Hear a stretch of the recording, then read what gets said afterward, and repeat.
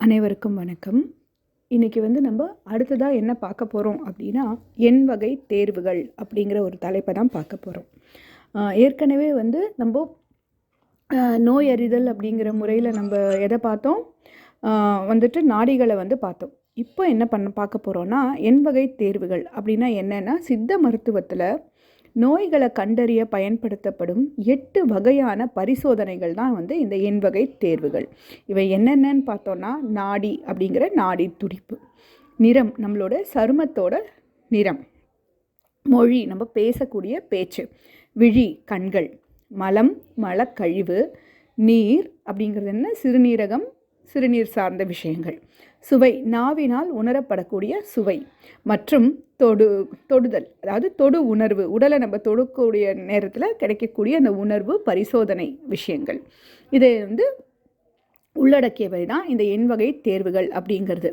இந்த தேர்வுகளின் மூலம் என்ன பண்ணுறோம் அப்படின்னா, நோயாளிக்கு உள்ள நோயை துல்லியமாக கண்டறிஞ்சு அதன் மூலமாக அதற்கான சரியான சிகிச்சையை நம்மளால் வழங்க முடியும்.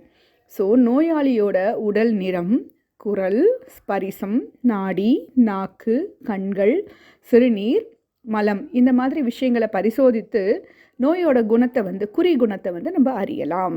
எந்த மாதிரியான நோய்க்கான குறி அப்படிங்கிறத நம்ம அறிஞ்சிக்கலாம்.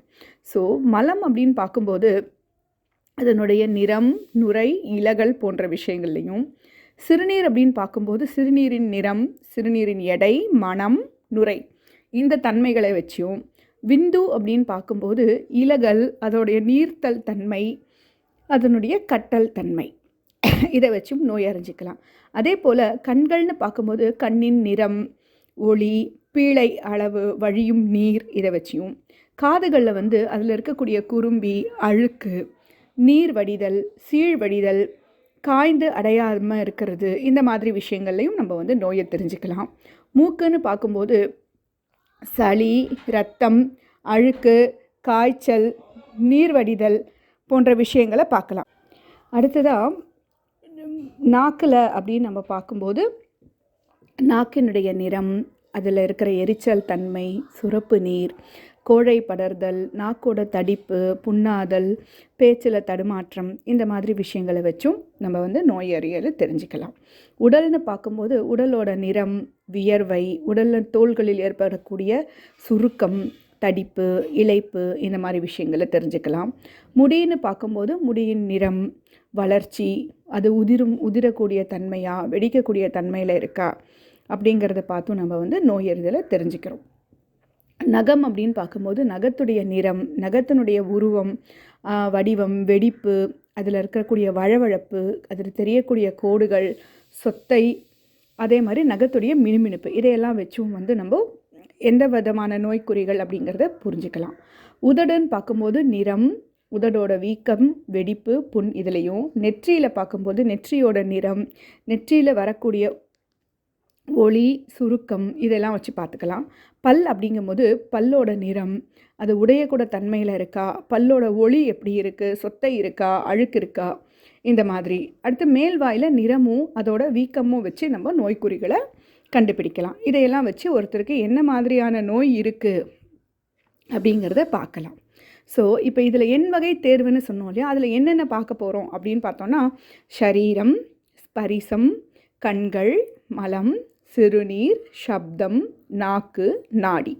ஸோ முதலாவதாக வரக்கூடியது சரீரம், அதனுடைய நிறம். ஸோ சருமத்தோட நிறத்தை ஆராய்ஞ்சு நோயின் தன்மையை கண்டுபிடிக்கலாம். இப்போ நிறம் கருப்பாக இருந்துச்சுன்னா வாதம் சார்ந்த நோய், மஞ்சளாக இருந்ததுன்னா பித்தம் சார்ந்த நோய், வெள்ளையாக இருந்ததுன்னா சிலேத்துமம் ஆர் கபம் சார்ந்த நோய் அப்படிங்கிறத நம்ம தெரிஞ்சுக்கலாம். இரண்டாவதாக ஸ்பரிசம், தொடுதல், தொடு உணர்வு. ஸோ உடலோட பாகங்களில் நம்ம தொடும்போது வெப்பம், குளிர்ச்சி, தடிமன் மற்றும் அதனுடைய கடினத்தன்மை மாதிரி இது போன்ற தொடு உணர்வுகளை வச்சு நம்ம பரிசோதிக்கும் போது உஷ்ணம் மற்றும் சீதளம் இருந்ததுன்னா வாதம் அப்படிங்கிற விஷயமாகவும், அதி உஷ்ணமாக இருந்துச்சுன்னா பித்தம் சார்ந்த நோய் அப்படின்னும், சீதளமாக குளிர்ச்சியாக இருந்துச்சுன்னா சிலோத்துமம் கபம் சார்ந்த நோய் அப்படின்னும் நம்ம புரிஞ்சுக்கலாம். மூன்றாவதாக கண்கள், விழி, கண்களோட நிறம், வடிவம், அதில் உள்ள மாற்றங்களை ஆராய்ச்சி பண்ணுறது.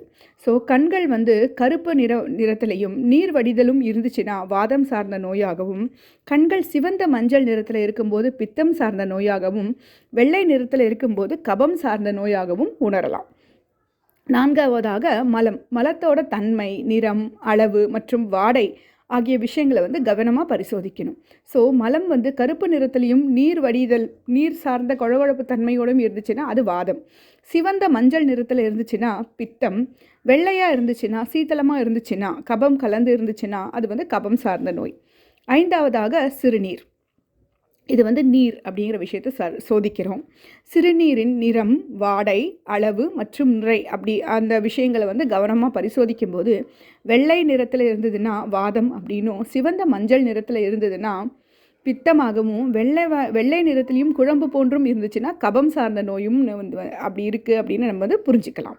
அடுத்ததாக சப்தம், மொழி. நோயாளியோட பேச்சின் தொனி, அதனுடைய வேகம், அதில் இருக்கிற தெளிவு, இந்த மாதிரி விஷயங்களை நம்ம பரிசோதிக்கும் போது சம தொனியில் இருந்துச்சுன்னா வாத நோயாகவும், உரத்த தொனி இருக்குது அப்படின்னா பித்தமாகவும், ஈனஸ்வரத்தில் வார்த்தைகளே வெளியே வராமல் இருக்கும்போது கபம் சார்ந்த நோய் அப்படின்னும் நம்ம வந்து தெரிஞ்சுக்கிறோம். அடுத்தது நாக்கு, சுவை. நாவினால் உணரப்படக்கூடிய சுவை, நாக்கோட நிறம் மற்றும் தடிவன், இந்த மாதிரி விஷயங்களை கவனத்தில் கொள்ளும்போது நாக்கு வந்து கருப்பாகவும் முள்ளும் வெடிப்பும் இருந்துச்சுன்னா வாதம் சார்ந்த நோயும், சிவந்த மஞ்சள் நிறத்தில் இருந்துச்சுன்னா பித்தம் சார்ந்த நோயாகவும், வெள்ளை மற்றும் சலம் ஊறும் தன்மை, அதாவது எச்சில் ஊறக்கூடிய தன்மை இருந்துச்சுன்னா கபம் சார்ந்த நோய் அப்படின்னும் நம்ம வந்து புரிஞ்சுக்கலாம். அடுத்ததாக நாடி. இதய துடிப்போட அலைவுகளை வந்து பரிசோதிக்கிறது தான் நோயாளியின் உடல்நிலையை அறிதல். அந்த நாடிங்கிறது என்ன பண்ணுறோம், அதில் நம்ம ஏற்கனவே பார்த்தோம் இல்லையா, புளிப்பு, வாத குற்றத்துக்கான நாடிகளாக என்னென்ன இருக்குது, இடது கையில் புளிப்பும் வலது கையில் துவர்ப்பும் இருக்குது. கசப்பு வந்து வலது கையிலையும், உப்பு வந்து கசப்பு வந்து இடது கையிலையும், உப்பு வந்து வலது கையிலையும் பித்தம் சார்ந்த நாடிகளாக, பித்த குற்றம் சார்ந்த நாடிகளாக இருக்குது. காரம் இடது கையிலையும், இனிப்பு வலது கையிலையும் கப குற்றம் சார்ந்த நாடிகளாக வந்து இருக்குது. நன்றி.